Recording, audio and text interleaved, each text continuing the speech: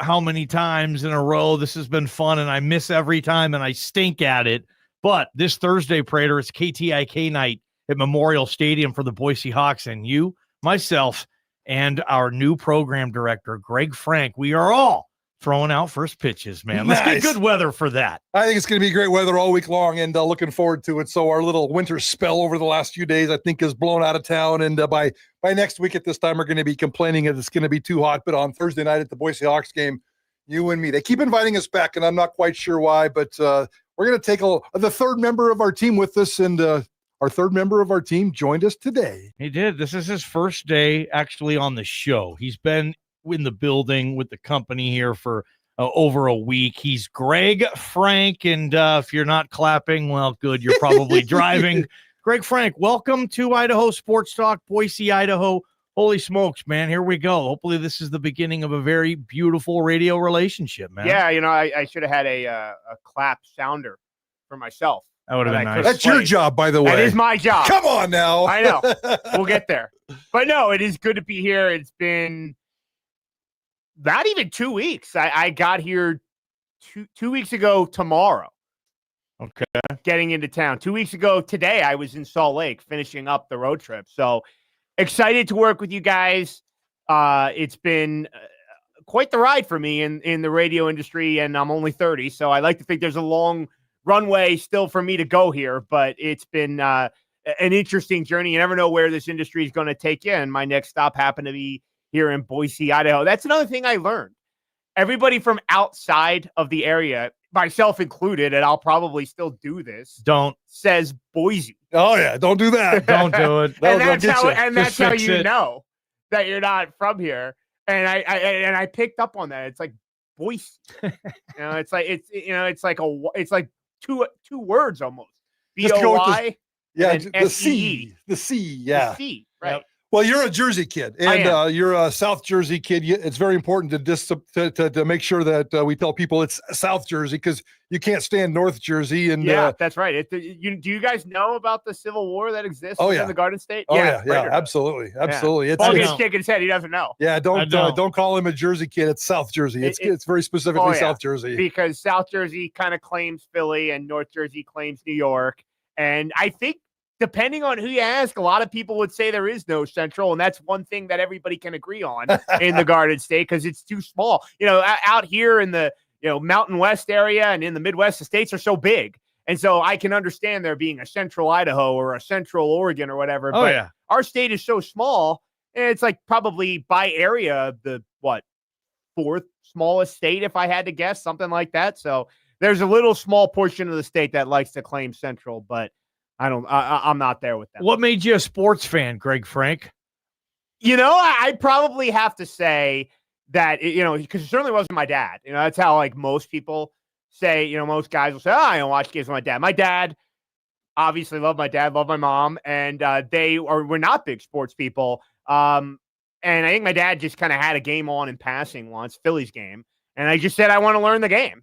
And I didn't learn a lot from him. I picked up most of it from my mom's father, who we watched a ton of games together. We call that your grandpa here in Idaho. Yeah, well, gee, thanks. No, I was trying to, I guess maternal grandfather, I should have said, because I like to specify by which side of the family. He was by far, I like the other three grandparents a lot too, but again, he was the one we hung out and we watched all the Philly teams together growing up.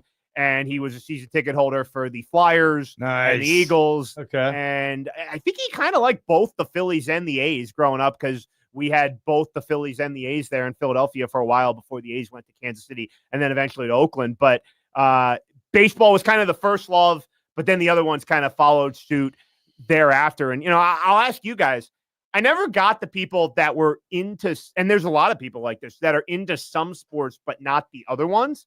Because in my opinion, it's all competition. You're trying to outscore the opponent. It's kind of the same thing. The rules are different, but how could somebody like basketball but not like hockey? Or how could you like football but not like baseball?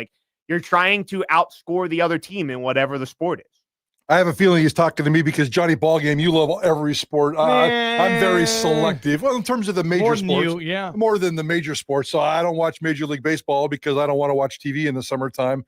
the NBA, I really struggle because I'd rather watch the NFL. So I know where you're coming from in terms of the competition. I was really bummed last night that we got robbed of that a Game 7 last night. So even as a sports fan there, with that aside, let's fast forward ahead. You went to Temple. And we found you, and you found us, and there was a middleman in between, and we love this guy, Zach Gelb, who's been a good friend of this show and a good friend of this station. You were dabbling with him. I want to talk about that before we dive into what I think is really the really cool story here about how you jumped in your car and drove from New Jersey to Boise, Idaho, and what you did in between. But Zach Gelb, it all kind of started there. Yeah. No, he's a good friend. Known him for, probably 11, 12 years now. We met at Temple in North Philly, and very appreciative of the fact that we had a lot of student media organizations at Temple, which was really where I found my love for the radio industry. And because we can do stuff like this, where we can kind of go off script and just talk about, as we will in a minute, driving all the way across the country and basically all the way across the country, and how much fun that was. But no, Zach and a few of my other friends from Temple who I still stay in touch with, we were very involved with student radio. And I did some TV and student newspaper as well, but student radio was really where I found my niche. And we were lucky. The football team was very good when we were there. Matt Rule was the coach. We got College Game Day against Notre Dame my junior year. You were going to Temple that time? I sure was, yeah. Remember when Temple got Game Day? Yeah. Exactly, yeah. Hassan Reddick goes from a walk-on to a first-round draft pick. Deion Dawkins, a second-round pick. The left tackle is with the Bills now. So it was a really fun time for Temple football, and that made it great for us at student radio because we got a lot of access, a lot of cool interviews, and forever appreciative of meeting Zach and everybody else at Temple Student Radio, because that's kind of where things started for me. Let's get to that trip that Prater was talking about, because and I'm sure a lot of people listening have done this, and you can share your stories too. You get a job, and it might as well be Mars, basically. You're from South Jersey, you know this and East Coast stuff, and then you're going to Idaho, and you're going to drive there. And I'm sure a lot of people, like I said, listening, have done that nationwide trek for a new life and a new gig.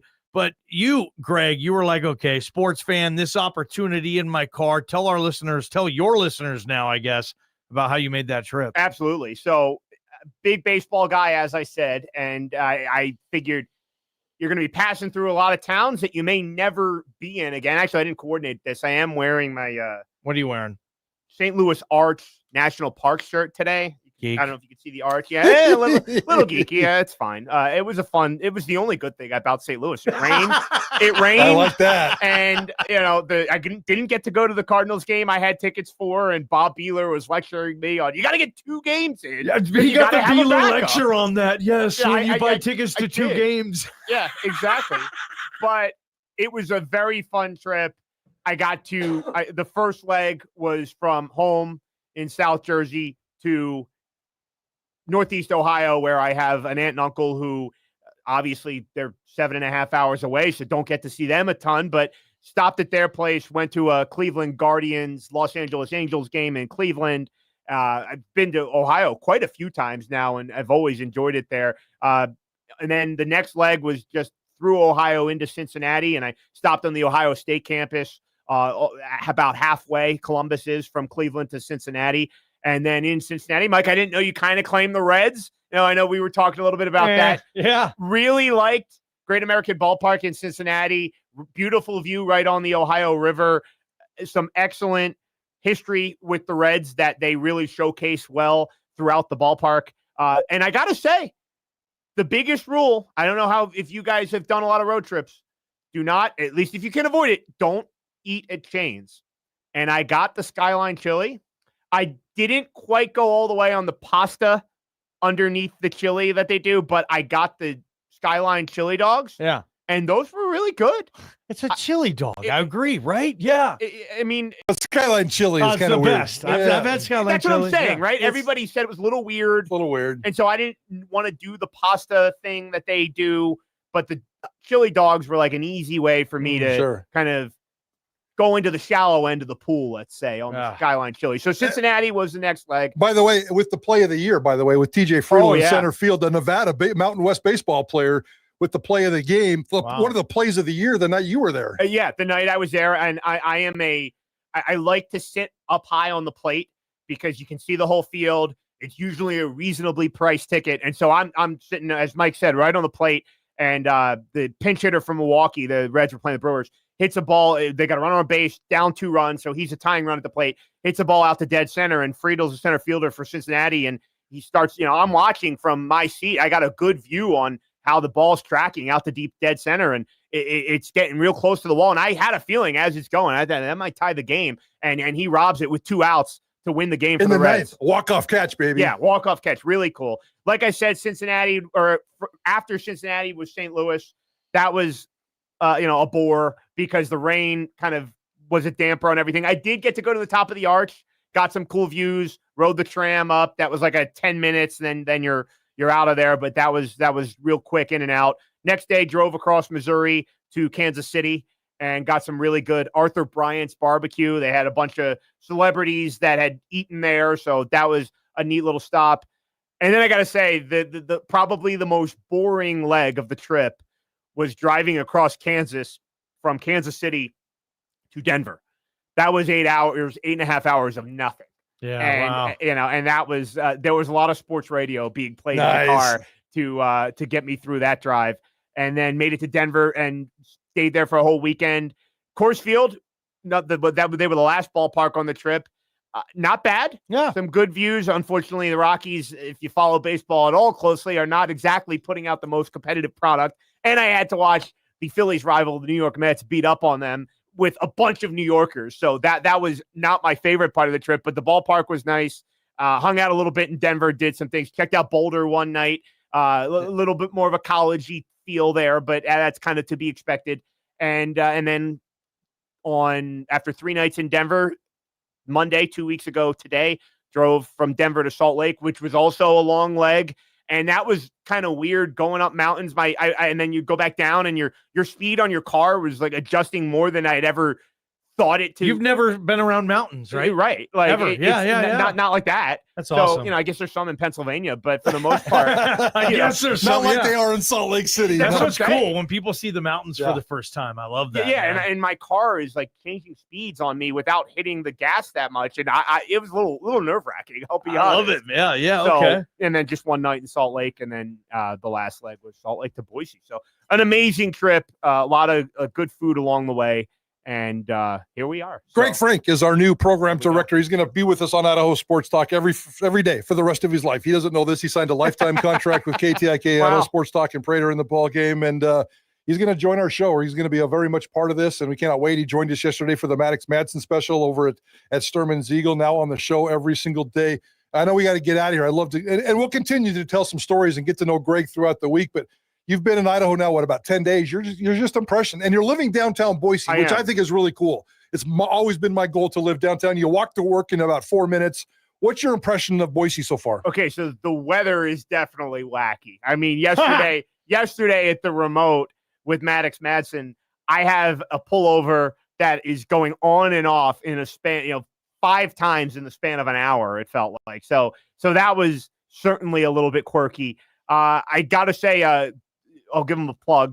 Guido's, the pizza place here, is like some New York style pizza, which I like as an East Coast guy. So some good thin crust there. I got to try that out. And I got to say, like, the vibe downtown it feels like, depending on the day, it's kind of a little different each day. And I think that's probably a sign of a growing metro area, and the population here seems to be skyrocketing. So from that standpoint, there's definitely still some getting used to in terms of what are the spots to hang out at. And even if you have a spot you might like, it might be a little bit different at different times of the day. So those are the early vibes. You're going to take it here, man. I can tell. And this guy's you can tell listening. He's a passionate sports fan. That's what we wanted here. Yep. Greg Frank, welcome to KTIK as the new program director and the board operator of Idaho Sports Talk, and tons of great things happening here at KTIK. How about a caller number 15 who wants to play?